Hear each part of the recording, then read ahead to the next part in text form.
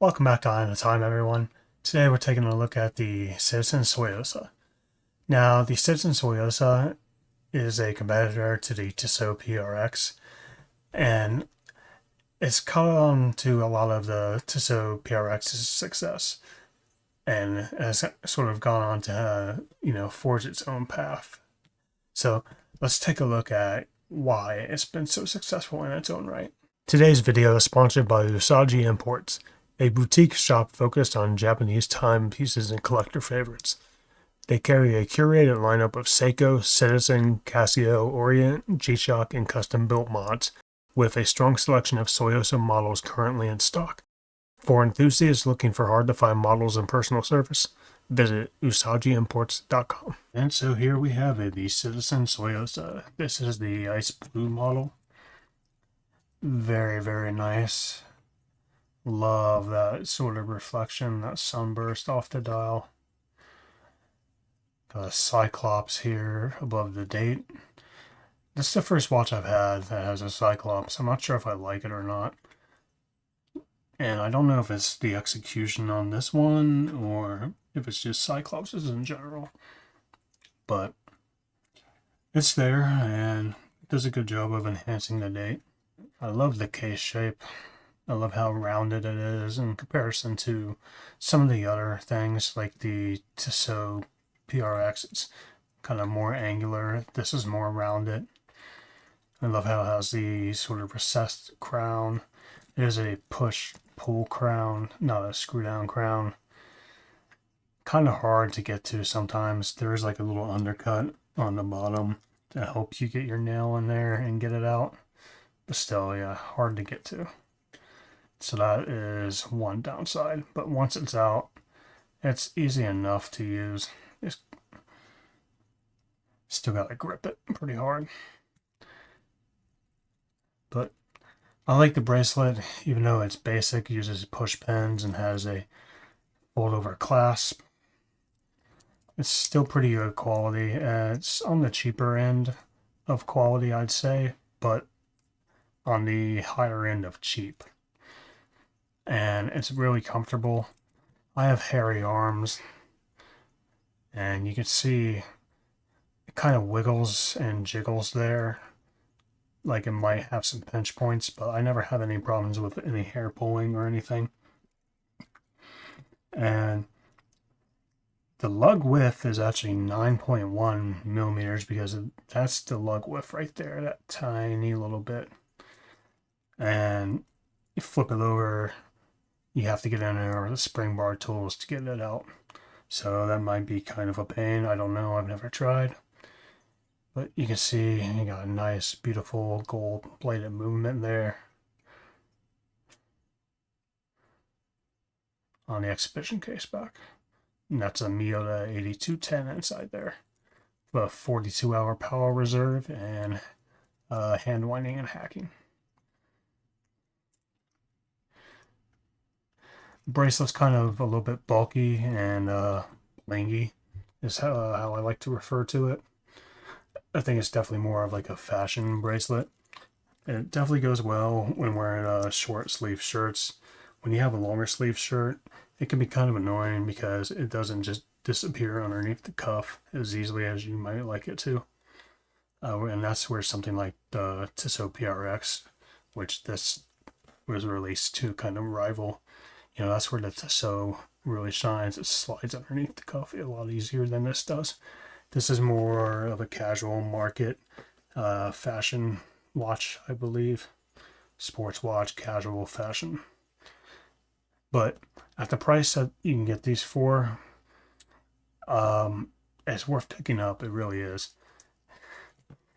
Got this new for $200, and you can still find these out there new for $200, maybe even less. The original MSRP was $375, and even at that price, it wasn't bad at the time. This is 40 millimeters on the case diameter. They do have 37 millimeter now that they just came out with, and lots of different colors. There's Disney versions as well. There's a Mickey and Minnie Mouse version. So check those out if you're interested in those. The clasp has some micro adjustment here, 3 holes. And this is water resistant to 50 meters, which I kind of would like to see 100 meters, but I guess, like I said, it looks to be more of a fashion piece than like a sports watch, even though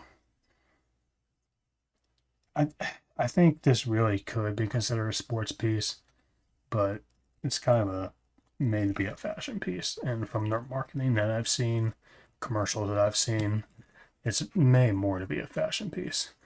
So the 50 meters of water resistance doesn't surprise me, but I'd rather see 100. That's one downside to it. So as I mentioned, on the wrist, this is pretty comfortable to wear. I've worn this all day, many times, with no complaints.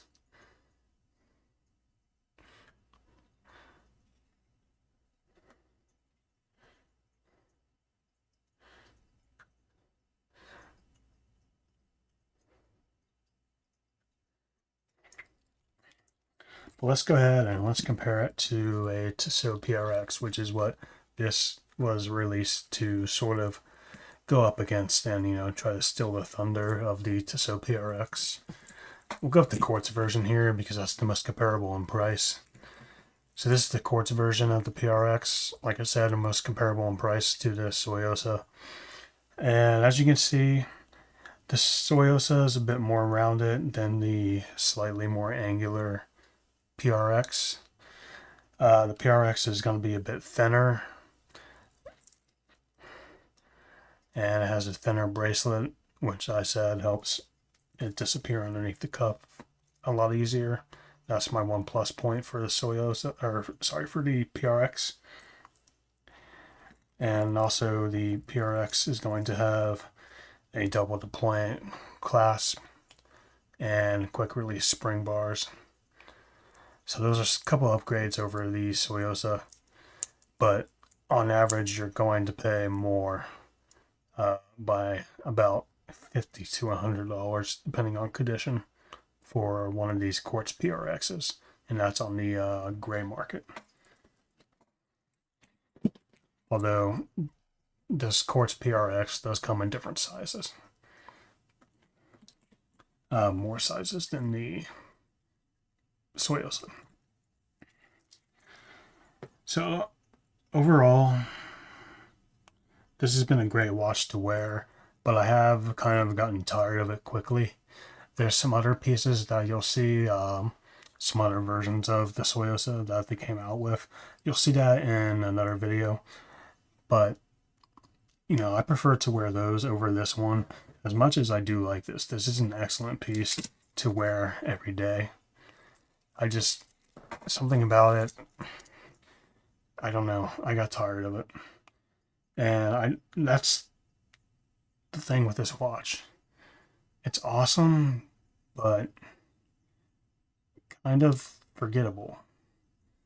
And that really just sums it up. For me, anyway. It's meant to be a fashion piece, and as an enthusiast, it's great. It's got good specs. But it just, as much as I love this watch, I got tired of it quickly. And that's not because it's not high quality, it is. And as you can tell, I'm running out of words to say about the Tsuyosa, so that's really kind of sums it up. Excellent watch, excellent value. Oh yes, you do get Citizen's 5-year warranty if you buy this from an authorized retailer. That's a really good deal. Really nice feature. Amazon is an authorized retailer, so that's cool. You can pick one of these up off Amazon. I know that's a popular move. But yeah, you can find these for less than $200. Well, around $200, maybe less, brand new. And there's some Disney versions too with Mickey and Minnie Mouse dials. So check those out if you're interested. But I think that's about it for the Citizen Tsuyosa. Thank you guys for joining me for today's video on this Citizen Tsuyosa.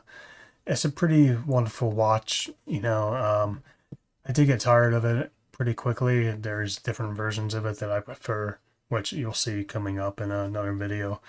But it's a pretty solid watch, and at the prices that you can get these for now, I think it's definitely worth picking up for just about anybody. If you're new getting into watches, or if you've been into watches for a long time, I think it's just so cheap that you might as well, because it presents a pretty good value for money, and it's fun to wear.